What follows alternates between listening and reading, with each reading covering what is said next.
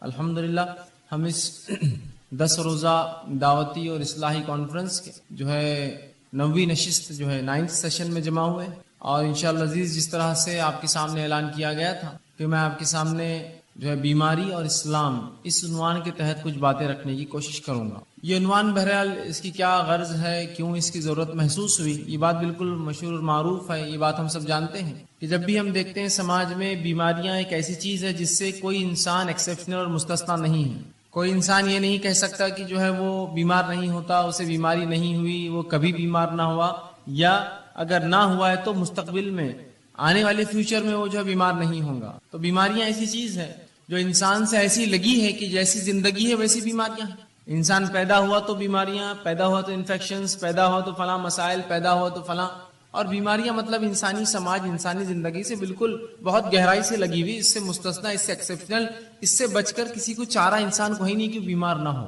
پھر چاہے یہ بیماریاں کتنی متشدد، کتنی زیادہ سخت ہوں گی، کتنی کم ہوں گی، معمولی ہوں گی یا اور زیادہ تیز ہوں گی، ایک الگ بات ہے، لیکن جب بھی لوگ بیمار ہوتے ہیں تو یہ سمجھتے ہیں کہ شاید شریعت اسلامیہ نے اس معاملے میں کوئی خاص رہنمائی نہیں کی ہماری، تو لہٰذا جب بیمار ہو جاتے ہیں تو اپنے طریقے سے، من مانے ڈھنگ سے، من چاہے ڈھنگ سے، اپنی مرضی سے جو ہے لوگ علاج کرتے ہیں۔ اس معاملے میں حرام اور حلال کی کوئی تمیز رکھی ہی نہیں جاتی کہ کیا چیز حلال ہے، کیا حرام ہے، کیسی بیماریوں میں کیسا علاج کیا جائے، کیا چیز استعمال ہو سکتی، کیا نہیں ہو سکتی، کون سا طریقہ درست ہے، کون سا غلط ہوگا، کیا چیز کھائی جائے، کیا نہ کھائی جائے۔ ہم سمجھتے ہیں شاید شریعت نے اس معاملے میں رہنمائی نہ کی، اور پھر شریعت کو ایک طرف رکھ دیتے ہیں، کہتے ہیں ہاں یہ تو دین ہے، اسلام ہے، ٹھیک ہے، نماز روزہ ٹھیک ہے، لیکن ابھی ہم بیمار ہیں تو لہٰذا اس میں شریعت کا کوئی حل چونکہ نہیں ہے، وہ الٹرنیٹ ڈھونڈتے ہیں، اس سے ہٹ کر کچھ ڈھونڈتے ہیں۔ پھر ہم دیکھتے ہیں کہ وہ کتاب و سنت کو چھوڑ کر، شریعت کو چھوڑ کر، قرآن حدیث کو چھوڑ کر، نبی اکرم صلی اللہ علیہ وسلم صحابہ کے بتائے طریقے کو چھوڑ کر من مانی کرتے ہیں۔ مثال کے طور پر کوئی تعویذ لٹکا لیتا ہے، یہ سمجھتا ہے کہ اس سے شاید شفا ہو، اس لیے کہ فلاں کسی نے کہہ دیا کہ بیئر پینے سے جو ہے پتھری نکل جاتی، تو ان کو لگا کہ اب علاج چکی ہے، شریعت اس میں کوئی رہنمائی تو کرتی نہیں ہے، لہٰذا اب شراب پینا شروع۔ کچھ لوگوں کو دیکھا گیا کہ وہ گانجا اور افیم پیتے ہیں، اس لیے کہ انہیں لگتا ہے کہ فلاں مرض کا کوئی علاج نہیں ہے، شریعت نے اس میں رہنمائی نہیں کی، لہٰذا ہم یہ کر لیں۔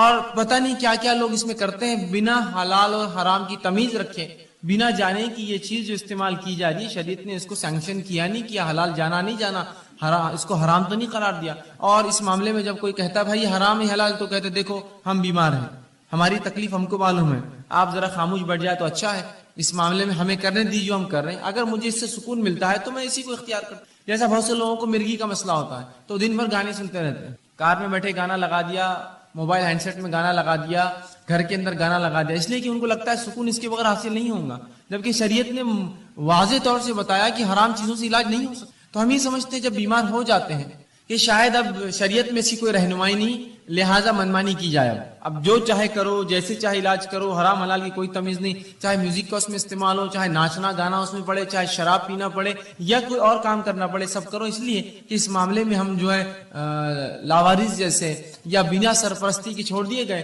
اب بہرحال معاملہ ہم کر سکتے ہیں۔ اسی لیے اس عنوان کو ہم نے خاص طور سے انتخاب کیا کہ اسلام کیسے رہنمائی کرتا بیماری کے تعلق سے، بیماری اور اسلام کہ ان دونوں کا تعلق ہے۔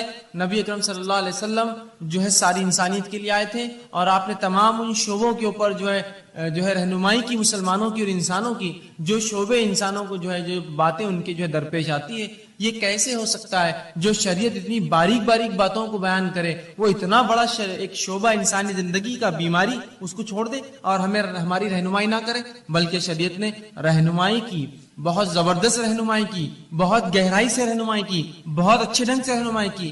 یہ ہماری بد نصیبی ہے کہ اس چیز کو ہم جاننے کی نہ کبھی کوشش کرتے ہیں، نہ اس پر ہم نے کبھی عمل کیا، اور ہماری ان کوتاہیوں کو ہم یہ سمجھتے ہیں کہ شریعت نے اس معاملے ہماری رہنمائی۔ یاد رکھیے اس کو جاننے کی ضرورت ہے۔ جب آپ شریعت کو پڑھیں گے، یہ شریعت ایسے ایسے شعبوں میں، ایسی ایسی جگہوں پر رہنمائی کرتی ہے جہاں ہم توقع بھی نہیں کرتے کہ یہاں شاید رہنمائی ہوئی۔ مثال کے طور پر ایک انسان اپنی ازدواجی زندگی، میاں بیوی کے رشتے کیسے قائم رکھے، شریعت نے یہاں بھی رہنمائی کی۔ کچھ لوگ سمجھیں گے یہ تو بےحائی ہے، یہ بےحائی نہیں، یاد رکھیے یہ طریقہ زندگی ہے، اگر وہاں رہنمائی نہ کرتا تو پھر انسان تو منمانے ڈھنگ سے اختیار کرتا اور انسان نہیں جانور بن جاتا۔ تو اس جگہ بھی شریعت نے رہنمائی کی جس جگہ کے اندر جو ہے عموماً لوگ جو ہے شرمائیں گے کہنے کے لیے، اور نبی اکرم صلی اللہ علیہ وسلم نے جو کہ سب سے باحیا شخصیت تھی، وہ باتیں بھی بتائی حیا کے باوجود، تاکہ آنے والی نسلوں کو اس مسئلے میں بھی رہنمائی۔ تو وہ دین اور شریعت اور وہ نبی کیسے لوگوں کو اس معاملے میں رہنمائی نہ کرے کہ بیماری کا کیا معاملہ ہے، بیماری میں اسلام کیا معاملہ دیتا ہے، بیمار کے ساتھ کیا سلوک ہو، کن چیزوں سے علاج کیا جائے، کون سی چیزیں حلال ہے، کون سی چیزیں حرام ہے، کن چیزوں کی تاکید کی گئی، صحت کی حفاظت کس طرح کی جائے، صحت کی اہمیت کیا ہے، بیمار ہو جائے تو کیا کیا کیا جائے، بیماری بڑھ جائے تو کیا کیا ہے، بیمار پرسی کے لیے کیا کیا جائے، اگر مرض الموت اتنا اس کا مرض بڑھ گیا کہ موت کی قریب ہے تو موت کے قریب کیا کیا جائے، اگر مرنے لگے تو مرتے وقت کیا کیا جائے، اور اگر مر جائے تو مرنے کے بعد کیا کیا جائے۔ یہ تمام رہنمائی شریعت مکمل طور سے ہمارے بیماری سے لے کر علاج سے لے کر شفا یا غیر شفا کی حالت لے کر اور پھر موت اور پھر بالکل موت کے بعد کے تمام معاملات بتائے۔ میں انشاءاللہ عزیز آپ کو بیماری کے تعلق سے حلال و حرام چند باتیں، وہ چیزیں جن سے نبی اکرم صلی اللہ علیہ وسلم نے علاج کیا، اور وہ چند رہنمائی کی بیمار سے کیسے بیمار پرسی کرے، بیماری کا مومن کو کیا فائدہ ہوتا ہے، یہ تمام باتیں آج آپ کے سامنے رکھنے کی کوشش کروں گا۔ میں نے آپ کے سامنے جو ہے سورہ بنی اسرائیل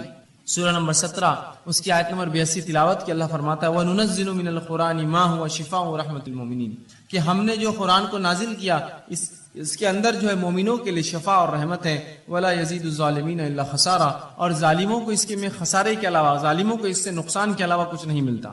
مطلب یہ پتا چلا کہ اللہ رب العزت نے جو قرآن نازل کیا اس میں شفا ہے، یاد رکھیں، اور شفا جسمانی، شفا نفسیاتی یا روحانی جس کو ہم کہتے ہیں، دونوں ہی شفا قرآن میں ہے۔ ایک آدمی جس پہ کوئی جن حاوی ہو یا مریض ہو کسی بیماری کا، ذہنی اعتبار سے آپ قرآن پڑھیے، آپ دیکھیں گے اس کو سکون و اطمینان ملتا ہے، تو یہ روحانی شفا بھی ہے۔ اسی طرح جسمانی شفا بھی ہے، بہت ساری بیماریوں میں نبی اکرم صلی اللہ علیہ وسلم نے قرآن کو پڑھنے کی تاکید کی۔ قرآن کے فضائل میں یہ تمام باتیں بہرحال آ سکتی ہے، آپ فضائل قرآن کے عنوان پر یہ باتیں جو پڑھ سکتے ہیں، تحقیق کر سکتے ہیں۔ بہرحال آئیے، تو اللہ نے فرمایا کہ ہم نے اس قرآن کو نازل کیا جس کے اندر مومنوں کے لیے شفا ہے اور رحمت ہے، اور ظالموں کو اس کے اندر خسارہ ہے۔ ظالموں کے لیے تو قرآن نقصان ہے، اس لیے کہ اللہ کی کتاب مان کر اس کو نہیں پڑھتے، ان کے لیے ہدایت نہیں ہے اس کے اندر، لہٰذا وہ خسارہ اٹھاتے ہیں، ورنہ مومنین کے لیے تو شفا ہے اور رحمت ہے اس قرآن کے اندر۔ اور اسی مقصد کے تحت اللہ نے اس کو نازل کیا، وَنُنَزِّلُ، ہم نے اس کو نازل کیا یہی مقصد کے تحت کہ مومنوں کو شفا اور رحمت اس سے حاصل ہو، اور ظالموں کو اس سے نقصان کے سوا اور کچھ حاصل نہیں ہوتا، یاد رکھیں۔ اسی طرح نبی اکرم صلی اللہ علیہ وسلم کا ایک فرمان سنن ابن ماجہ کی ایک حدیث میں نے آپ کے سامنے تلاوت کی۔ اللہ کے رسول صلی اللہ علیہ وسلم فرمایا کہ اللہ رب العزت نے ایسی کوئی بیماری نہیں جس کو نازل کیا۔ اس حدیث سے پتہ چلتا ہے کہ بیماری اللہ کی طرف سے آتی ہے۔ رسول اللہ فرماتے ہیں ان اللہ لم ينزل، کہ ایسی کوئی بیماری نہیں جس کو اللہ نے نازل کیا لیکن اس کی شفا، اس کی دوا بھی نازل کر دی، اس کا علاج بھی نازل کر دیا، شفاء فتداؤ، تو لہذا تم دوا کرو، علاج کراؤ۔ تو یہاں اس حدیث میں نبی اکرم صلی اللہ علیہ وسلم وضاحت کر دی کہ ایسی کوئی بیماری نہیں ہے جس کو اللہ نے نازل کیا ہو۔ تو پتہ چلا بیماریاں آسمان سے آتی ہے، اللہ بیماریاں دیتا ہے لوگوں کو، لیکن اس کا علاج بھی اتارتا ہے ان بیماریوں کے ساتھ۔ فتداؤ، تو لہٰذا تم دوا کرو، علاج کرایا کرو۔ تو پتہ چلا علاج کرانا چاہیے۔ بیماریاں اللہ کی طرف سے، بیماریاں اللہ بہرحال مختلف، کبھی سزا کے طور پر، کبھی آزمائش کے طور پر لوگوں کو دیتا ہے، اور اس کے بعد ہمیں حکم یہ آیا، اس کی دوا اللہ نے اتاری ہے، لہٰذا تم اس کے لیے دوا کرو، اس کے لیے علاج کرو۔ تو اس حدیث میں ان لوگوں کے لیے بھی تاکید ہے جو سمجھتے ہیں کہ علاج کرانا درست نہیں، بس بیماری ہے تو بس توکل کرو، اللہ پر بھروسہ کرو، بیماری کو سہتے رہو، بلکہ آپ علاج کرا سکتے ہیں۔ نبی اکرم صلی اللہ علیہ وسلم نے کہا دوا کرو، علاج کرواؤ بیماری۔ اسی طرح ہم دیکھتے ہیں بیماری جو ہوتی ہے یہ صحت کا الٹ ہوتی ہے۔ انسانی جسم کی جو کیفیات ہوتی ہیں جس پہ انسان جیتا ہے جو سماج میں، وہ دو ہی کیفیات ہوتی ہے، ایک صحت مندی کی اور ایک بیماری والی کیفیت۔ اب یہ ہو سکتا ہے کہ صحت مند ایک انسان مکمل ہو یا بیمار ہو، اور بیمار چاہے کچھ فیصد ہو یا کچھ زیادہ ہو یا کچھ زیادہ ہو۔ مختلف بیماریاں ہوتی ہیں، جیسے مثال کے طور پہ انسانی جلد پہ کچھ ہو جائے، بیماری ہے، لیکن انسان اس سے بہت زیادہ پریشان نہیں ہوتا، ایک زندگی گزار سکتا۔ کبھی جسم کی کسی ایک اعضاء میں بیماری ہوتی ہے جس سے اس کو تکلیف ہوتی ہے، کبھی پورے جسم میں اس کو بیماری ہوتی ہے، یا کبھی جو ہوتا ہے کہ اس کا جسم اور جو ہے تمام اعضاء کے اندر بیماریاں ہوتی ہیں، مختلف بہرحال چیزیں ہوتی ہیں۔ تو اس چیز کو ہمیں سمجھنے کی ضرورت ہے کہ اللہ کے رسول نے علاج کرانے کا حکم دیا، ہمیں جو ہے علاج کرانے کا حکم دیا، اور بیماریاں جو ہے یہ صحت کا، یاد رکھیے، الٹ، بیماریاں صحت کا الٹ ہوتی ہیں۔ تو اس چیز کو ہمیں سمجھنے کی ضرورت ہے کہ ایک انسان یا تو صحت مند ہوگا یا تو بیمار ہوگا، اس سے ہٹ کر کوئی تیسری اس کی حالت نہیں ہوتی، یا صحت مند اور بیماری کے بیچ میں تھوڑا زیادہ بیمار، یا کچھ صحت اور کچھ بیماری، یہ بہرحال ہو سکتا ہے، یاد رکھیں۔ تو ہمیں اس بات کو سمجھنے کی بہرحال یہ ضرورت ہے کہ انسانی سماج میں ہماری جو زندگیاں ہوتی ہیں اس کی دو ہی حالت، یا تو صحت مند یا تو انسان بیمار ہوتا ہے۔ اسی طرح صحت جو ہے یہ ایک بہت عظیم نعمت ہے اللہ رب العزت کی، یاد رکھیں۔ صحت ایک عظیم نعمت ہے، اس لیے کہ اس کے تعلق سے بار بار نبی اکرم صلی اللہ علیہ وسلم نے بیان کیا. تو صحت کو ہم غنیمت جانیں، اس عظیم نعمت کا ہم زبردست فائدہ اٹھائیں. آئیے صحت کتنی عظیم نعمت اور دولت ہے. نبی اکرم صلی اللہ علیہ وسلم فرماتے ہیں، صحیح مسلم کی روایت آپ نے فرمایا، قوی مومن بہتر ہے اس اور اللہ کے نزدیک زیادہ محبوب ہے بنسبت اس کے جو کمزور مومن ہیں. قوی مومن جو جسمانی اعتبار سے طاقتور مومن ہے، اللہ کے نزدیک زیادہ محبوب ہے بنسبت اس کے جو کمزور مومن ہے. حالانکہ خیر دونوں میں ہے، خیر دونوں مومن میں، اس لیے دونوں ایمان والے، لیکن جو طاقتور ایمان والا ہے وہ اللہ کے نزدیک بہتر ہے. سوال یہ ہے، طاقتور ایمان والا اللہ کے نزدیک کیوں بہتر ہے؟ اس لیے بہتر ہے اللہ کے نزدیک ایک طاقتور، اس لیے کہ جب اس میں طاقت ہوتی ہے جسمانی اعتبار سے تو وہ ڈٹ کر نوافل ادا کرتا ہے، ڈٹ کر کماتا ہے تو ڈٹ کر زکوٰۃ ادا کرتا ہے. اللہ کے گھر کا حج کر سکتا ہے، اس لیے کہ صحت ہو تو پھر حج کریں گا. بیمار آدمی کے لیے بہت مشکل ہوتا ہے.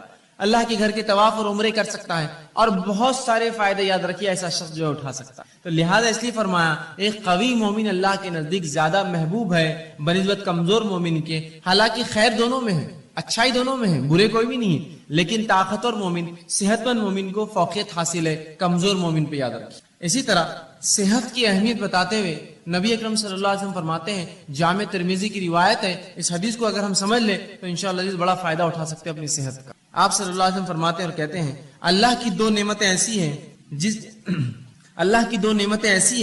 جس کا بہت سے لوگ فائدہ نہیں اٹھاتے. کیا فرما رہے نبی اکرم صلی اللہ علیہ وسلم؟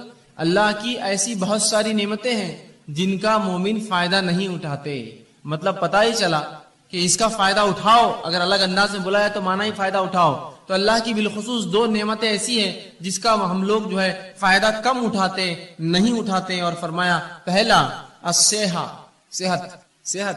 دو چیزیں نعمتیں اللہ کی ایسی ہیں جس کا لوگ فائدہ نہیں اٹھاتے، اور خطاب ہم مسلمانوں سے. پہلا صحت کا فائدہ اٹھانا چاہیے، اس لیے کہ دوسری کی روایت میں جامع ترمذی کی آپ نے فرمایا صحت کا فائدہ اٹھا لو اس سے پہلے کی بیماری آ جائے. تو صحت کا فائدہ نہیں اٹھاتے آپ فرما رہے. دوسرا جو نعمت اللہ کی جس کو ہم ضائع کرتے ہیں وہ کیا ہے؟ آپ فرماتے ہیں دوسرا والفراغ اور خالی وقت. یہ دو نعمت اللہ کی عظیم نعمت ہیں، ایک صحت اور خالی وقت. اور رسول اللہ فرماتے ہیں ان دو کا مومن فائدہ نہیں اٹھاتے. اور واقعی میں بات کتنی سچ ہے کہ جب اللہ ہمیں صحت دیتا ہے تو ہم کوئی کام نہیں کرتے ہیں. جب بیماری آتی تو ذکر و اذکار، صدقات، نوافل سب کا ہمیں جوش جاگ جاتا ہے. جب صحت کی کیوں نہیں فائدہ اٹھایا؟ جب ذکر و اذکار کرتے، جب نمازیں پڑھتے، قیام کرتے، اہتمام کرتے، اس لیے کہ جب اللہ نے طاقت دی تھی. یا پھر جوانی تو چھوڑ دیتے ہیں، جوانی جب گزر جاتی ہے اور بڑھاپے میں پھر تمام اعمال کرنے کی کوشش کرتے جو جوانی کی عبادتیں تھیں. یقیناً شریعت یہ نہیں کہہ رہی کہ بڑھاپے کی عبادتیں قبول نہیں ہوتی، لیکن جوانی کی عبادتیں زیادہ مطلوب ہے بڑھاپے کے مقابلے میں، اس لیے کہ یہاں انسان ینگ ہوتا ہے، اس میں جوش ہوتا ہے اور بہت سارے ایسے کام کر سکتا ہے جو عمر نہیں کر سکتا ہے بڑھاپے کی عمر میں. تو کہا دو ایسی نعمتیں ہیں جس کا انسان فائدہ نہیں اٹھاتے، لوگ فائدہ نہیں اٹھاتے، مسلمان نہیں اٹھا رہے ہیں. ایک صحت اور دوسرا الفراغ اور خالی وقت. کتنی صحیح بات کہی. آج کتنا خالی وقت ہمارے نوجوانوں کے پاس ہے، لیکن کیا اس کا استعمال ہو رہا ہے؟ نہیں ہوتا ہے. کہاں ہوتا ہے؟ لوگ کہتے ہیں میں مصروف ہوں، لیکن مصروفیت کیا ہے؟ 2 گھنٹے 4 گھنٹے کہیں جا کے اور اس کے بعد خالی وقت بیٹھے ہیں، کبھی کھا رہے ہیں، کبھی کھیل رہے ہیں، کبھی بیٹھ رہے ہیں، کبھی چائے کی دکان پہ، کبھی ہوکو پارلر کے اندر ہے، تو کبھی جم میں پڑے ہوئے، تو کبھی سوئمنگ پول پہ خالی وقت گنوا رہے ہیں، تو کبھی گھومنے پھرنے جا رہے ہیں. گویا اگر ایک انسان پورا 1 مہینہ اپنا شیڈیول نکالے، اپنا ٹائم ٹیبل بنائے، تو دیکھیں اس کے اندر سے میں سمجھتا ہوں بمشکل ہر روز 2 سے 3 گھنٹے ایسے جو واقعی میں جینوین یقینی طور سے وہ جو کچھ کام کرتا ہے، باقی سب رکامہ ہوتا ہے، خالی ہوتا ہے اور فالتو کاموں کو وہ کام سمجھتا ہے. تو کتنی صحیح بات آپ صلی اللہ علیہ وسلم فرمائی. 2 نعمتیں ہم ضائع کرتے ہیں، ایک صحت، دوسرا خالی وقت. تو صحت کا استعمال کر لیجئے اس سے پہلے بیماری آئے، خالی وقت کا استعمال کر لیجئے اس سے پہلے کہ اللہ ایسی مصروفیت دے پھر آدمی خالی ترستا رہے، کاش کہ یہ ٹائم ہوتا تو یہ کرتا، کاش یہ وقت ہوتا تو یہ کام کرتا. 2 نعمتوں کا رسول اللہ فرماتے ہیں تو پتہ چلا صحت بڑی عظیم نعمت ہے. تبھی کہا جا رہا ہے کہ ان 2 نعمتوں کو لوگ فائدہ نہیں اٹھاتے ہیں. اسی طرح جامع ترمذی کی روایت ہے، آپ صلی اللہ علیہ وسلم فرماتے ہیں، بہرحال جو پہلی حدیث میں نے اس سے پہلے بیان کی وہ صحیح بخاری کی روایت ہے. جامع ترمذی کی روایت ہے، آپ صلی اللہ علیہ وسلم فرماتے اور کہتے ہیں، اللہ کی نعمتوں میں سے جن کا سوال روز محشر سب سے پہلے ہونے والا ہے. اللہ کی نعمتوں میں سے جس کا سوال قیامت کے روز، آپ صلی اللہ علیہ وسلم فرماتے ہیں کہ قیامت کے روز جو اللہ رب العزت کی نعمتیں ہیں جن کے تعلق سے سوال کیا جائے گا، اور سب سے پہلے جس کا سوال کیا جائے گا، آپ فرماتے اور کہتے ہیں کہ سب سے پہلے اس سے پوچھا جائے گا کہ کیا میں نے صحت مند جسم نہ دیا تھا. جو اللہ رب العزت بندوں سے سوال کریں گا اس میں سب سے پہلا سوال کیا ہونے والا، رسول اللہ فرماتے ہیں وہ یہ ہوگا کیا میں نے صحت مند جسم نہیں دیا تھا. بتا اب کیا کیا اس کا؟ کیا جواب دیں گے ہم؟ اللہ صحت دی تھی تو میں نے تو منشیات میں، نشوں میں، تمباکو خوری کے اندر، سگریٹ نوشی کے اندر جسم کو برباد کیا، کھیل کود کے اندر وہ کام نہیں کر پایا. یہ جواب دیں گے؟ سوال ہونے والا ہے. صحت دیا تھا، جسم دیا تھا، اچھا کیا استعمال کیا؟ کتنی نمازیں پڑھی، کتنے نوافل کا اہتمام کیا؟ مال و دولت دیا تھا، اس کے ساتھ صحت دی تھی، کتنے حج اور عمرے کیے تو نے؟ کیسی اپنی صحت کو لگایا؟ میری راہ میں کوئی کوشش کی؟ مومنوں کی کبھی مدد کی؟ مصیبت زداؤں کے لیے آگے بڑھا؟ جو جسمانی قوت تھی اس کا استعمال کیا؟ اس کے ساتھ مالی اثر. سوال ہونے والا جسم دیا تھا، کیا؟ کیا جواب دیں گے ہم؟ بلکہ ایک روایت میں آتا ہے کہ اللہ پوچھیں گا میں نے جسم دیا تھا، کس چیز میں اس کو برباد کیا تو نے؟ اس جسم کو کہاں لگایا؟ وہ جسم تو نے کہاں اس کو بوسیدہ کر کے آیا؟ کیا جواب دیں گے ہم؟ آج ہم دیکھتے ہیں کہ لوگ یا ہمارے نوجوان طبقہ جو ہے بوڑھے ہوتے جا رہے ہیں، کام کر کے تھک گئے، اور نوجوان سستی اور کاہلی کے اندر اتنے ہی زیادہ آگے بڑھے ہوئے کہ انسان گھر کا بوڑھا کام کر کے تھکا ہوا ہے، اور نوجوان جو ہے بالکل آرام کر رہے ہیں. ان کو کوئی فکر نہیں، نہ گھر کی، نہ کمانے کی، نہ آگے چیزوں کی. اللہ رب العزت کو یاد رکھیے، اگر اللہ نے کتنا بھی دیا، یہ جسم جو اچھا دیا ہے صحت مند، قیامت کے روز سوال ہونے والا ہے کیا؟ پہلا سوال یہ ہونے والا ہے اچھا جسم دیا تھا، یہ سوال ہوگا. اب اس کا مطلب یہ ہوا یہ سوال ہے تو جواب دینا پڑے گا. کیا اس کا؟ کہاں لگایا وہ جسم؟ کیسے استعمال کیا؟ کیسے اس کو کمزور اور بوڑھا کیا؟ تو ہمیں یہ اللہ کے سامنے جواب دینا ہوگا. اللہ میں نے جو تیری عبادتوں میں، ریاضت میں اور دیگر علوم دین میں، تیرے کام میں، حلال روزی کمانے میں، اپنے بیوی بچوں کی پرورش میں اس کو لگایا، جواب دینا ہوگا. اور ورنہ اگر کھیل کود میں، فالتو کاموں میں، سگریٹ بیڑی تمباکو میں، چوراہوں پر بیٹھ کے کھانے اور پینے میں، دیکھیے لوگ چوراہے پہ بیٹھے اور کھا رہے پی رہے، 2-2 4-4 گھنٹے روز برباد کرتے ہیں. یہی وہ لوگ ہیں جن سے تلاوت قرآن کا سوال ہو تو کہتے وقت نہیں ہے. یہی وہ لوگ ہیں جن سے دینی علم کا معاملہ کرے تو کہتے وقت نہیں ہے. لیکن شام میں ہر روز کام سے آنے کے بعد یا تجارت ختم ہونے کے بعد 11-12 بجے تک، 1 بجے تک دوستوں میں بیٹھ کر جو وقت برباد کرتے ہیں، کیا روز قیامت اللہ پوچھیں گا نہیں جسم دیا تھا کیا؟ اللہ میں تو نکڑوں پہ بیٹھتا تھا، میلے ٹھیلوں پر جاتا تھا اور چوراہوں پر بیٹھتا تھا اور دوستوں سے بات چیت کرتا تھا. یہ جواب دیں گے اپنے رب کو؟ کھیل کود میں نے ضائع کیا. کھیل کود کی عمر ہوتی ہے، کھیلنا چاہیے. کچھ لوگ تو ایسے ہو جاتے ہیں کہ عمر پوری گزر گئی، ان کو بچے ہو جاتے پھر بھی کھیلتے رہتے ہیں. اس کا شوق ہے، اس کا شوق ہے. اور جب دینی کام کی بات کی جائے تو بھائی چھٹی نہیں ہوتی، کیسے کرے؟ کیوں؟ جس دن چھٹی ہوتی ہے اس دن کیا؟ اس دن تو کھیلنا ضروری اور فرض ہے نا مجھ پر، تو وہ دن تو چھوڑ دیجیے آپ. سوال یہ اللہ رب العزت کو ہم کو جواب دینا ہے اچھا جسم دیا تھا، کہاں لگا کر آیا؟ اس جسم کا، اس صحت کا کیا استعمال کیا؟ ٹھیک ہے. تو صحت جو ہے ایک عظیم نعمت ہے. اب جب یہ نعمت ہے تو ہر نعمت کی حفاظت کرنا پڑتی ہے، یاد رکھیں. اسی طرح صحت کی بھی حفاظت کرنا پڑے گی، اور مومن کے لیے صحت کی حفاظت کرنا فرض ہے. میرے اور آپ کے لیے اپنی صحت کی حفاظت کرنا فرض ہے.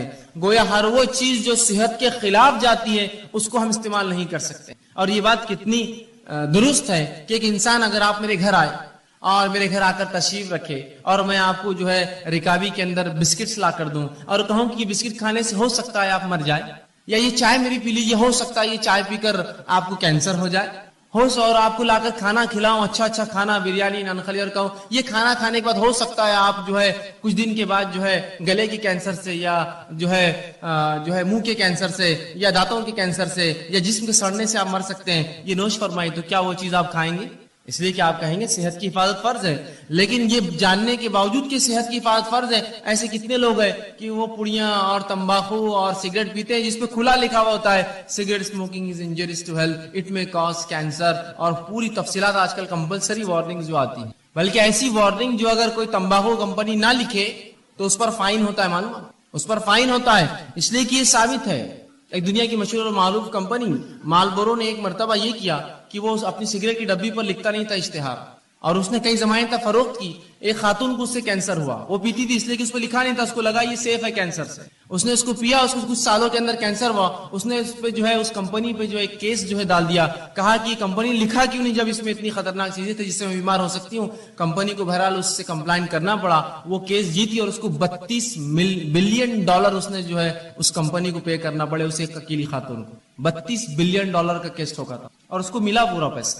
اس لیے کہ انہوں نے کیوں نہیں چھاپا اپنے اس پر، جبکہ معلوم تھا اس کو 3 سال میں کینسر ہو سگریٹ پینے، اس کو لگا اس سے کینسر نہیں ہوتا، اچھی برانڈ کی کمپنی ہے سگریٹ.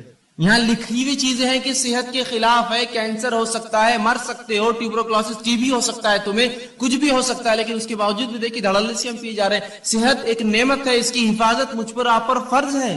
وہ بسکٹ میرے گھر کے آپ نہیں کھائیں گے جس کو میں کھلاتے وقت کہوں اس سے کینسر ہو سکتا ہے، اس سے بیمار ہو سکتا ہے، اس سے ٹی بی ہو سکتا ہے. پھر کیسے ہم وہ چیزوں کو استعمال کرتے ہیں اپنی نفس پہ حاوی ہونے دے جو اتنی نقصان دہ. اور صحت کی حفاظت فرض ہے، تو یاد رکھیے اپنی صحت کی حفاظت اور دوسروں کی حفاظت ہم کو کرنا ہے. یہ نہیں کہ ہم اپنی صحت کی حفاظت کر دوسروں کو نقصان پہنچائیں. یہ بات ان کے لیے بھی ہے جو لوگ اللہ کی جو نعمت صحت ہے اللہ دیتا ہے تو اس کو خراب کاموں میں استعمال کرتے ہیں اور بوسیدہ کرتے ہیں اس میں، اور یہ نہیں دیکھتے کہ اس سے صحت کا کیا نقصان ہے. یاد رکھیے صحت کی حفاظت فرض ہے، اس لیے کہ اللہ کی دی گئی نعمت ہے، اور اگر صحت نہ ہوئی تو کوئی عبادت آپ اور میں نہیں کر سکتے. سوچیے مت کہ ہم کبھی عبادت کر پائیں گے زندگی میں. بغیر صحت کی عبادت کیسے کریں گے بتائیے؟ روزہ رکھنا ہے، صحت نہیں. زکات وہ دیں گا جو کمائیں گا، بیمار کما نہیں سکتا. نماز پڑھنا ہے، صحت نہیں، فرض مشکل سے ہوتی ہے تو نوافل اور دیگر نمازیں کیا پڑھوں؟ صحت ہر چیز کے لیے ضروری ہے، یاد رکھیں. ایک مومن کے لیے تو اور زیادہ اس کی اہمیت بڑھ جاتی ہے، جو دنیا میں آیا ہی اللہ کی عبادت کے لیے، اس کے لیے تو صحت بڑی افضل ہے. تو صحت کی حفاظت میرے اور آپ کے لیے فرض ہے، اس کو خامخواہ برباد اور ضائع ہم لوگ نہ کریں. اسی طرح صحت کی حفاظت کے لیے شریعت نے اتنے احکامات جاری کیے. مثال کے طور پر صحت کی حفاظت کرو، طہارت کیا کرو. طہارت کرنا مطلب وضو کرنا، غسل کرنا، پیشاب پاخانے کے لیے پانی کا استعمال کرنا. یہ صحت کے لیے تو ہے تاکہ انسانی زندگی محفوظ ہے، گندگی سے پاک، گندگیوں سے بیماریاں آتی ہیں. صحت کے لیے دیکھیں کتنا خیال ہے، کہا طہارت کا حکم دیا. اسی طرح جو ہے کھانے پینے میں حرام اور حلال کی تمیز بتائی کہ دیکھو یہ حلال ہی حرام ہے. حرام چیزیں تمام صحت کے لیے نقصان دہ، حلال چیزیں تمام فائدے مند ہیں. تو کہا یہ حلال ہی حرام ہے. تو دیکھیں یہاں بھی شریعت نے تاکید کی صحت کی حفاظت کے لیے. اسی طرح جو ہے ایسے کاموں سے انسانی جسم کو روکا، انسانوں کو روکا جو اس کے جسم کو ہلاک کر سکتے ہیں، جیسے زنا اور دیگر اور ایسے کام جو غلط بدفعلی انسان شرمگاہ سے کر سکتا ہے. کہا یہ تمام کام بہت خطرناک ہوتے ہیں. آج انسانیت دیکھ رہی جن لوگوں نے جو ہے یہ سمجھا کہ یہ جو رشتے ہوتے ہیں، یہ جو نکاح ہوتے ہیں، سب فالتو چیزیں، بس انسانی زندگی ایسی ایسا جانور ہوتا ہے، بس گزارو، جہاں چلا منہ مار دو، جہاں چلا شرمگاہ کا کسی کے ساتھ استعمال کر لو. آج دیکھیے کتنی بدترین بیماریوں میں ملوث ہے. کسی کو ایڈز ہے تو آج کل STDs جو ہوتے ہیں، سیکچولی ٹرانسمیٹڈ ڈیزیزز کی بھرمار. تو کہا زنا کے قریب نہ جانا. دیکھیے صحت کی حفاظت کے لیے کہا نا، زنا کرو گے تو اتنی گندی گندی بیماریوں میں ملوث ہو جاؤں گے. تو صحت کی حفاظت کی. اسی طرح اچھا کھانا کھانے کا حکم دیا کہ اچھا کھانا کھاؤ، حلال اور طیب چیزیں کھاؤ. اسی طرح جو ہے کسرت کرنے کا حکم دیا کہ صحت کو اچھا رکھو، جس کے لیے کسرت ورزش کیا کرو. اسی طرح کھیل کود کا بھی حکم دیا، وہ کھیل کود جو انسانی جسم کو اور سماج کے لیے فائدے مند ہوتا ہے، جیسا گھڑ سواری ہو سکتا ہے، آرچری ہو سکتا ہے، شوٹنگ ہو سکتا ہے، جو انسانی نفس کو فائدہ دے، کچھ اس میں جو ہے ایسے ہنر پیدا کرے جو فائدے مند ہے. تیرنا سیکھے، یہ سب اچھی چیزیں، سائیکلنگ کرے، رننگ سیکھے، یہ سب انسانی. تو کسرت کا حکم دیا، کھیل کود کا حکم دیا، اور بہت ساری ایسی دیگر احکامات سنائے تاکہ ایک مومن صحت مند رہے. یاد رکھے صحت کا شریعت نے بڑا خیال رکھا، اور اسی کے لیے حرام حلال، اچھا اور برے کی تمیز رکھی. یہاں مت جاؤ، یہاں جاؤ، یہ مت کرو، یہ کرو. یہ سب صحت کے لیے. طہارت کرو، طہارت لیا کرو. یہ تمام چیزیں میری اور آپ کی صحت کے لیے شریعت نے کی. صحیح مسلم کی ایک روایت آتی ہے، نبی اکرم صلی اللہ علیہ وسلم فرماتے اور کہتے ہیں کتنا دیکھیے اس امت کی صحت کا آپ نے خیال رکھا. اور رسول اللہ فرماتے ہیں، یہ غائب کے علم میں سے آپ فرماتے اور کہتے ہیں، برتن کو اور پانی کی جو تھیلیاں ہوتی تھی اس زمانے میں چمڑے میں پانی بھرا جاتا تھا، تو اس کو رات میں باندھ کر رکھا کرو. اس لیے کہ سال میں کوئی ایک دن ایسا ہوتا ہے کہ اللہ رب العزت آسمان سے بیماری نازل کرتا ہے، اور وہ بیماری جو ہے آسمان سے اترتی ہے، اور ایسی کسی کھلی چیز کو جب پاتی ہے جس کا ڈھکن رکھا نہ گیا ہو، کوئی کھانے کا برتن اس میں ڈھکن نہ ہو، اس کا منہ بند نہ ہو، یا کوئی پانی کا ایک برتن ہو جس کا منہ بند نہ ہو، تو اس میں داخل ہو جاتی ہے. کیا فرمایا آپ نے؟ یہ بھی غائب کا معاملہ ہے. آپ بھی کہہ سکتے ہیں بیماری تو جراثیم پھیلاتے ہیں، اور جراثیم تو کہیں بھی جا سکتے ہیں. یہ غائب کا، اس لیے میں نے پہلے کہہ دیا. اللہ بیماری کو جب نازل کرتا ہے، رسول اللہ فرماتے ہیں ہر روز اپنے برتنوں کو کھانے کی ڈھکا کرو اور پانی پینے کی چیزوں کو بند رکھا کرو. اس لیے کہ سال میں ایک دن ایسا ہوتا ہے جب اللہ آسمان سے بیماری کو نازل کرتا ہے، اور وہ بیماری جو انسانوں میں آتی ہے، اور ہر وہ کھلی چیز، کھلا برتن اور کھلا پانی کا جو حصہ ہوتا ہے اس میں داخل ہو جاتی ہے. تو کہا کھانے پینے کی چیزوں کو ڈھک کر رکھو. ویسے بھی کھانے پینے کی چیزوں کو آپ ڈھکیں گے تو یہ بیماری سے تو آپ بچے ہی رہیں گے، ساتھ میں گندگیوں سے، مکھی مچھر سے، غلاظت سے، دھول مٹی سے، اور پتہ نہیں کیا کیا کتنے فائدے ہیں. تو آپ سال بھر ڈھکے رکھیں، کہ تو ایک دن کب آئیں گا نہیں پتا ہے. تو گویا سال بھر ڈھکیں گے مطلب سال بھر اپنے کھانے اور پینے کی حفاظت کرو، کھلا مت چھوڑا کرو، گندگی مت داخل ہونے دو. دیکھیے کتنا جو ہے شریعت نے حفاظت کی صحت کی ایک مومن کر ایک مسلمان. اسی طرح بیماری جو ہوتی ہے وہ صحت کی الٹ ہوتی ہے. اب بیماری کیا ہے؟ بیماری کو ہم یوں کہہ سکتے ہیں، اس کی تعریف دے سکتے ہیں کہ انسانی جسم میں کوئی اعضاء میں تکلیف ہو یا کمی ہو یا بگاڑ آ جائے. پورے انسانی جسم میں یا کسی ایک اعضاء میں کوئی تکلیف ہو یا بگاڑ آ جائے، یہ بیماری ہوتی ہے. انسانی جسم میں مطلب پورے شریر میں، پورے جسم میں، یا کسی ایک اعضاء میں، ہاتھ، پیر، سر، کان، ناک، منہ، گلا، انگلیاں، کچھ بھی ہو سکتا ہے. کسی ایک اعضاء میں کوئی تکلیف ہو یا اس میں کوئی بیماری ہو، اس چیز کو، یا اس میں کوئی بگاڑ آ جائے یا کمی آ جائے، اسے بیماری کہا جاتا ہے. سر درد ہو رہا ہے، بلڈ پریشر ہے، شوگر ہے، یہ پورے جسم کی بیماریاں خون کے اندر رہتی ہیں. ہاتھ میں تکلیف ہے، ہاتھ کھینچتا ہے، پیر میں فلاں ہے، انگلیاں خراب ہو جا رہی ہے، فلاں ہوتا ہے، کان میں ٹیچ، تو یہ اعضاء کی بیماریاں. تو کوئی بھی چاہے پورے جسم میں کوئی چیز ہو تکلیف دے یا جو ہے کسی اعضاء میں، اسے بیماری کہا جاتا ہے، یاد رکھیں. اسی طرح بیماری جو ہوتی ہے یہ مومنوں کے لیے آزمائش ہوتی ہے، یاد رکھیں. بیماری مومنوں کے لیے آزمائش. اور اللہ رب العزت مومنوں کو کیوں آزماتا ہے؟ وہ اس لیے آزماتا ہے تاکہ جانے، جانچے، پرکھے کہ جب ہم دعویٰ کرتے ہیں ایمان کا تو کتنے سچے ہم دعوے میں، اور جب اللہ اس دعوے کے مطابق آزمائش کرتا ہے تو کتنے کھرے اس آزمائش میں اترتے ہیں. تو اللہ رب العزت مومنوں کو آزماتا ہے بیماری کے ذریعے. تو یاد رکھیے مسلم کی روایت، صحیح مسلم اور مسند احمد کی، آپ صلی اللہ علیہ وسلم فرماتے ہیں مومن کا معاملہ بڑا عجیب ہے. جب اللہ اسے فراوانی دیتا ہے، خوشحالی دیتا ہے تو اللہ کا شکر بجا لاتا ہے، یہ اس کے لیے خیر ہے، ثواب کا باعث ہے. اور جب اللہ تنگ دستی دیتا ہے، مصیبت دیتا ہے، پریشانی دیتا ہے، بیماریاں دیتا ہے تو تب صبر کرتا ہے، یہ اس کے لیے خیر اور باعث کا معاملہ ہوتا ہے. اور یہ معاملہ سوائے مومن کے کسی اور کا نہیں ہوتا. مطلب مومن کے تمام معاملے خیر اور برکت والے ہیں کہ اگر اللہ نے فراوانی دی اللہ کا شکر ادا کرتا ہے، اس کا اجر پاتا ہے. اللہ نے تنگ دستی دی، مشکل دی، بیماری دی تو اس پر صبر کرتا ہے اور ان دونوں کے اندر وہ جو ہے بدلہ پاتا ہے. اسی طرح سنن ابن ماجہ کی روایت ہے، آپ صلی اللہ علیہ وسلم فرماتے ہیں سب سے زیادہ جو لوگ انسانوں میں آزمائے جاتے ہیں، سب سے زیادہ جو لوگ انسانوں میں آزمائے جاتے ہیں وہ سب سے پہلے ہوتے ہیں انبیاء علیہ الصلوۃ والسلام. یہ سب سے زیادہ آزمائے جاتے ہیں. دوسرا فرمایا علماء حق، یہ دوسرے نمبر پہ جو آزمائے جاتے ہیں. تیسرا فرمایا صالحین اس امت کے نیک لوگ ہی تیسرے نمبر پہ آزمائے جاتے ہیں. اور فرمایا ان میں سے کچھ ایسے گزرے پچھلی قوموں میں، انبیاء، علماء حق اور صالحین، کہ جن کو ایسی بیماریاں اللہ نے دی کہ جن کے جسم میں کیڑے پڑ گئے. بیماری آزمائش ہے، ان کے جسم میں کیڑے پڑ گئے. صالحین اور ان نیکوکاروں کے اس حد تک بیمار ہوئے کہ اس بیماری میں ان کا انتقال ہو گیا. اسی طرح کچھ ایسے تھے اللہ نے ایسی غربت دی، اتنا غریب بنایا کہ سوائے ٹاٹ کے کپڑے، کھدر جو موٹے کپڑے ہوتے پہننے کے ان کے پاس نصیب نہ تھا. اور آگے فرمایا پہننے کو کچھ نہ تھا سوائے ٹاٹ کا کپڑا، لیکن اس میں وہ اس سے زیادہ خوش تھے جتنا تم فراوانی اور خوشحالی میں خوش رہتے ہو. مطلب یہ انبیاء، یہ علماء حق اور یہ صالحین ان بیماریوں میں، ان پریشانیوں میں، ان غربت میں بھی اتنے خوش تھے، اتنے مطمئن تھے کہ جتنے ہم لوگ خوشحالی میں خوش نہیں ہوتے ہیں. اس لیے کہ یہ انبیاء، یہ علماء حق، یہ صالحین جانتے ہیں کہ یہ آزمائش اللہ کی طرف سے ہے اور ہر آزمائش کا مومن کو کیا ملتا ہے؟ بدلہ ملتا ہے. تو جب بھی ہماری آزمائش ہو یاد رکھیے ہم صبر کریں.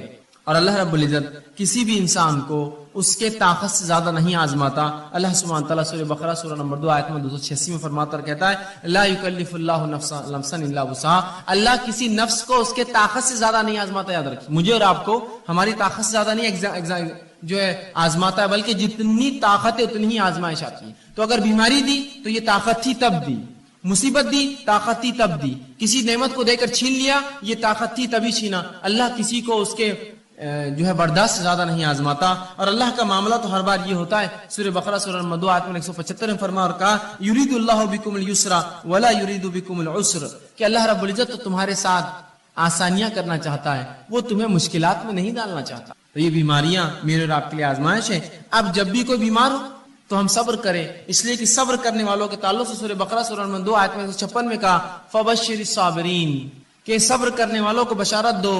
یہاں خوشخبریاں دینے کا حکم دیا کہ جو لوگ صبر کرتے ہیں فبشر الصابرین الذین اذا اصابتهم مصیبۃ قالوا انا للہ وانا الیہ راجعون، کہ جو لوگ مصیبت جن پر آتی ہے اور مصیبت میں صبر کرتے ہیں ان کو خوشخبریاں دے دو. اور جب ان پر مصیبت آتی ہے تو یہ مومن کہتے ہیں قالوا انا للہ وانا الیہ راجعون، ہم اللہ کی طرف سے آئے تھے، اس کی طرف لوٹ کر جانا ہے. تو ہمیں صبر کرنا چاہیے. اللہ کسی کو بھی اس کی طاقت سے زیادہ نہیں آزماتا. جب آزمائش ہوتی تو ہمیں صبر کرنا چاہیے. آئیے صحیح بخاری اور صحیح مسلم کی روایت ہے، آپ صلی اللہ علیہ وسلم فرماتے اور کہتے ہیں جب ایک مسلمان کو کوئی ایذا پہنچتی ہے، تکلیف پہنچتی ہے، بیماری کی شکل میں، کسی کی موت کی شکل میں، کسی اعضاء کے ضائع ہونے کی شکل میں، کسی اور اس میں مصیبت، پیسے میں، مال میں کمی، اولاد میں کمی، پھلوں میں کمی، روزی میں کمی، جب کسی ایک مومن کے تعلق سے آپ فرماتے ہیں مسلم کو ایذا یا بیمار ہوتا ہے تو اللہ تعالیٰ اس کے گناہوں کو ایسا دھو دیتا ہے جیسے ایک جھاڑ جس پر سوکھی پتیاں ہوں وہ سوکھنے سے گر جاتی ہیں. ایک مومن کو جب تکلیف، مصیبت، بیماریاں آتی ہیں تو اللہ اس کے گناہوں کو ایسا اس سے الگ کر دیتا ہے جیسے کہ ایک جھاڑ جس کے پتے سوکھ چکے ہیں وہ اس سے الگ ہو جاتے ہیں. ایسے مومن کے گناہ جو ہے بیماری کی وجہ سے، مشکل اور تکلیفوں کی وجہ سے دور ہو جاتے ہیں. تو ہر تکلیف جو مومن کو ہے اگر صبر کرے تو باعث اجر بنتی ہے، اس کے گناہ اس سے جھڑ جاتے ہیں. اسی طرح سنن ابو داؤد کی روایت ہے. آئیے وہ لوگ جو بیمار رہتے ہیں، پریشان ہوتے ہیں، پریشان مت ہوئیے. سنیے نبی اکرم صلی اللہ علیہ وسلم کیا فرماتے ہیں اور کہتے ہیں. آپ فرماتے ہیں اللہ مسلمانوں کے گناہ بیماریوں کی وجہ سے دھو دیتا ہے. اللہ مسلمانوں کے گناہ بیماریوں کی وجہ سے دھو دیتا ہے، اس حد تک کہ جیسے سونا اور چاندی کے میل کو آگ الگ کر دیتی ہے، بیماریاں مومن سے اس کے گناہوں کو ویسی الگ کر دیتی ہے جیسے آگ سونے اور چاندی کے میل کو الگ کر دیتی ہے۔ آپ جانتے ہیں نا، سونے چاندی کو صاف کرنے کے لیے اس کو آگ میں ڈالا جاتا ہے، پگھلنے کے بعد سونا چاندی جو ہے رہ جاتا ہے اور غلاظت اوپر آتی ہے، اس سے نکال لی جاتی ہے۔ تو آپ سے فرماتے ہیں بیماریاں مومن کو ایسا پاک کرتی ہے گناہوں سے جیسا آگ سونے اور چاندی کے میل کچیل کو نکال دیتی ہے۔ تو جو مومن بیمار ہوتا ہے وہ اس کی طاقت کے مطابق اللہ بیماری دیتا ہے، اسے کام ہے وہ صبر کرے، صبر کرنے کا بدلہ زبردست پاتا ہے۔ اسی طرح جب انسان بیمار ہو جائے تو علاج کرانا مستحب اور سنت ہے، یاد رکھیے۔ ہر شخص کوشش کرے علاج موجود ہو تو ضرور علاج کروائے، اس لیے کہ نبی اکرم صلی اللہ علیہ وسلم کی روایت ہے، سنن ابن ماجہ کی حدیث ہے کہ اللہ رب العزت نے ایسی کوئی بیماری نازل نہ کی سوائے اس کے کہ اس کا علاج نازل کیا، تو لہٰذا تم لوگ جو ہے علاج کراؤ، جو خطبے میں نے حدیث آپ کے سامنے۔ تو اس حدیث سے پتا چلا ہمیں علاج کروانا چاہیے۔ اب جب پتا چلا علاج کروانا چاہیے، اللہ نے ہر بیماری کا علاج نازل کیا ہے، اب اس معاملے میں کیا احتیاط کرے، کیسے علاج کرے؟ تو آئیے، حرام چیزوں سے علاج کرانا یاد رکھیے جائز نہیں ہے۔ وہ چیزیں جن کو شریعت نے حرام قرار دیا ہے وہ چیزوں سے علاج جائز نہیں ہے۔ اس کے تعلق سے نبی اکرم صلی اللہ علیہ وسلم فرماتے ہیں، طبرانی کی روایت حدیث آپ فرماتے ہیں، ان اللہ لم یجعل شفاءکم فیما حرم علیکم، جو چیزیں اللہ نے تم پر حرام کی ہے اللہ نے اس میں شفا نہیں رکھی ہے۔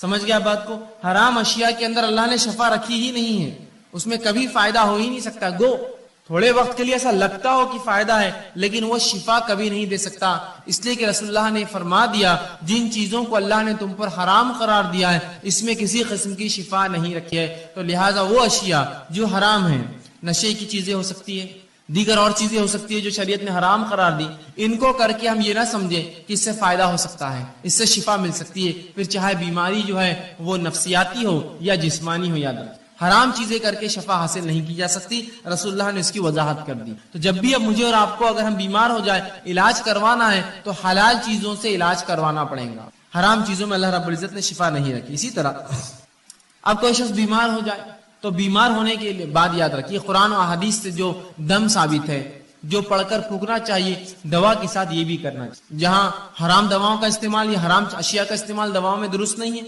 اس میں کوئی شفا نہیں ہے۔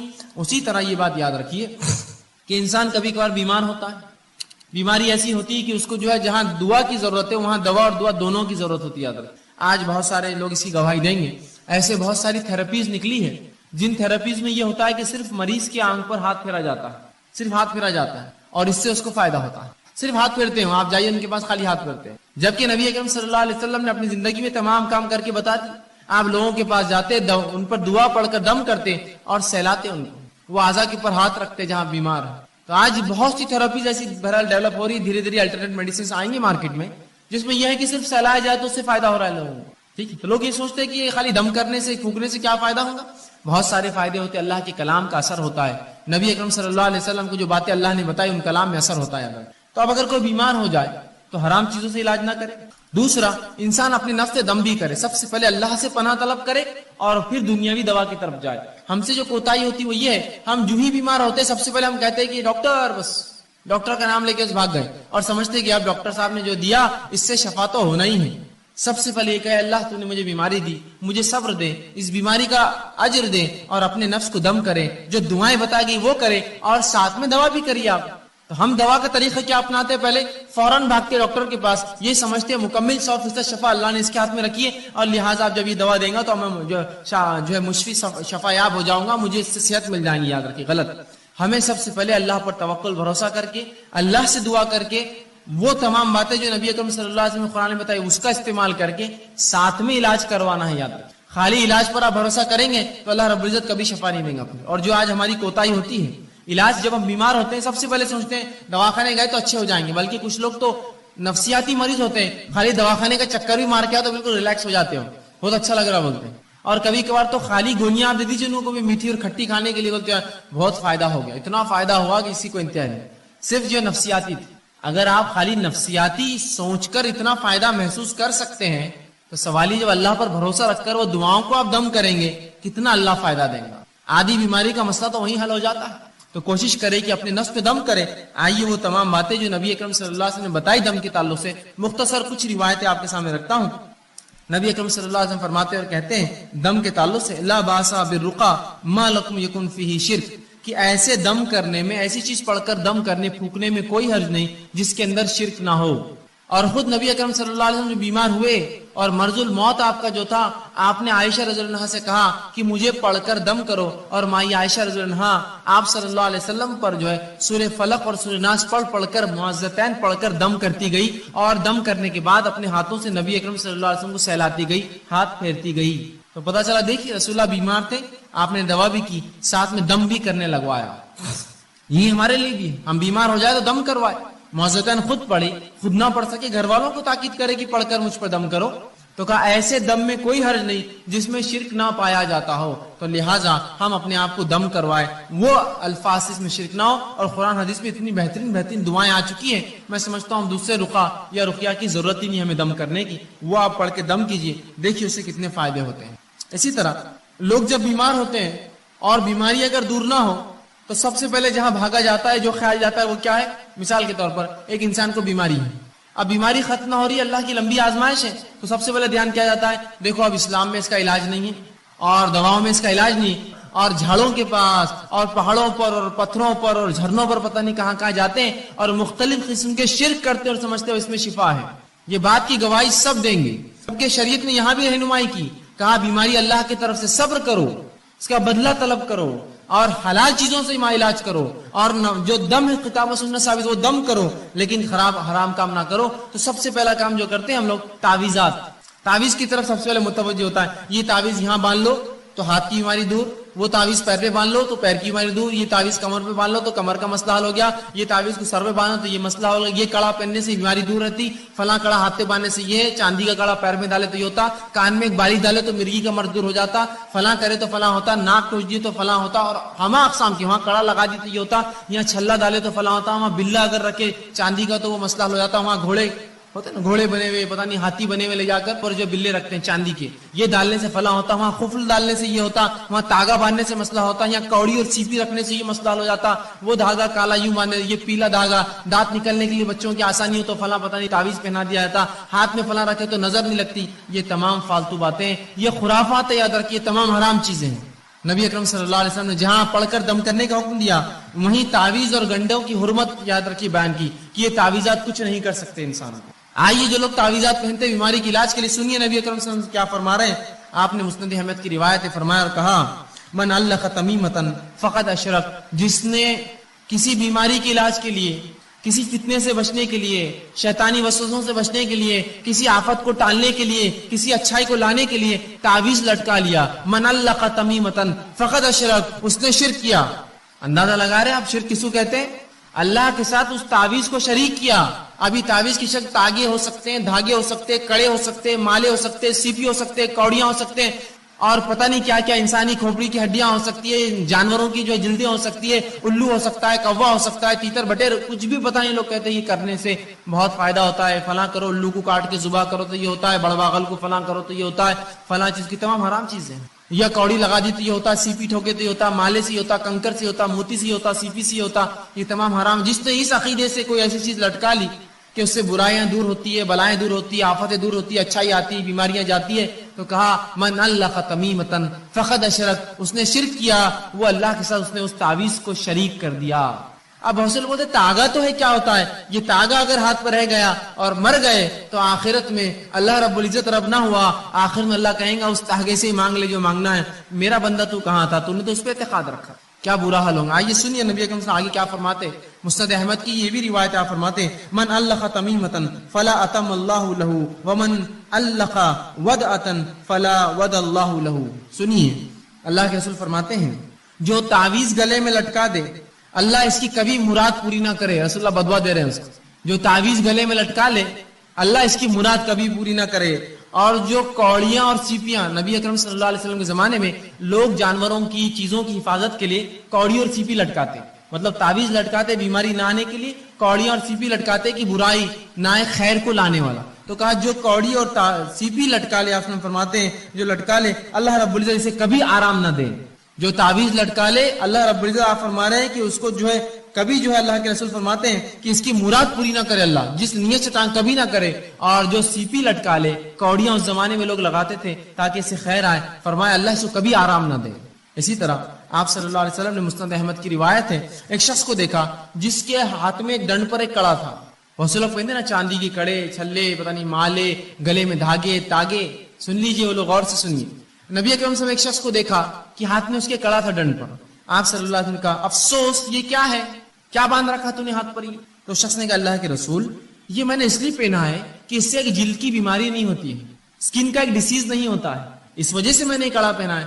تو کہا کہ تو اسے فوراً اتار دے ورنہ اللہ رب العزت جو ہے تجھے اس میں ملوث کر دے گا، اس بیماری کو ڈال دے گا، وہ بیماری میں تجھے ملوث کر دے گا۔ کہا فوراً اتار دے کڑا ورنہ اللہ تجھے اس بیماری میں ڈال دے گا۔ اور فرمایا اگر تو اس حال میں مر گیا، تیری موت ہو گئی کہ کڑا تیرے ہاتھ میں ہی تھا، مر گیا تو تو کبھی کامیاب نہیں ہوگا آخرت میں، کبھی کامیاب نہیں ہوگا۔ کیا فرمایا کہ تو نے جلد کے امراض کے لیے پہنا، اسے اتار دے، اگر تو نے اسے نہ اتارا تو تجھے بیماری اللہ دے دے گا، اور اگر تو مر گیا اس حالت میں تو آخرت میں تو کبھی کامیاب نہیں ہونے والا، اس لیے کہ تو نے شرک کیا۔ لہٰذا ہمیں حلال چیزوں سے علاج کروانا ہے، تعویذ گنڈوں میں کوئی علاج نہیں ہوتا، یاد رکھیں۔ آپ دعائیں پڑھیے قرآنی، آپ دعائیں پڑھی نبی، یہ علاج کا یاد رکھیے جائز طریقہ ہے۔ آپ بعض دعائیں جو نبی اکرم صلی اللہ علیہ وسلم نے دم کیا اپنے نفس پر جب آپ بیمار ہوتے تھے، تو آئیے وہ دعائیں آپ کے سامنے رکھتا ہوں۔ دیکھیے یہ تمام باتیں دنیاوی علاج کے ساتھ چل رہا ہے، آپ دنیاوی علاج کراتے ہوئے یہ تمام کام کر رہے ہیں، یاد رکھیں۔ میں نے یہ نہیں کہا آپ سے کہ آپ دنیاوی علاج چھوڑ دیجیے اور باقی یہی کرتے رہیے، کافی ہے۔